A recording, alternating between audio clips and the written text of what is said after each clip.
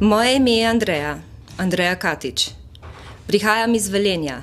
Sem direktorica občinske uprave Mestne občine Velenje.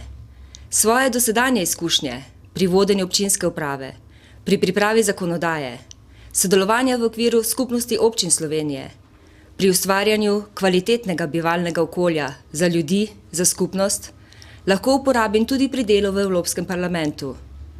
Lotevam se projektov, ki so pomembni za ljudi.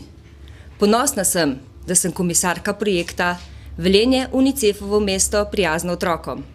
Veselim se srečanja z vami, stiska roke, izmenjave mnenj. Skupaj lahko spremenimo Evropo, da bo prijazna za vse, da bo omogočala enake možnosti vsem, kjer se bodo ljudje med seboj spoštovali. Ti, vi, jaz, ona, on. Mi skupaj sestavljamo Evropsko unijo. Socialna solidarnost, pravičnost, priložnosti za vse, enake možnosti za moške in ženske, skrb za otroke, skrb za čisto in zdravo okolje, skrb za kvalitetna, zelena delovna mesta.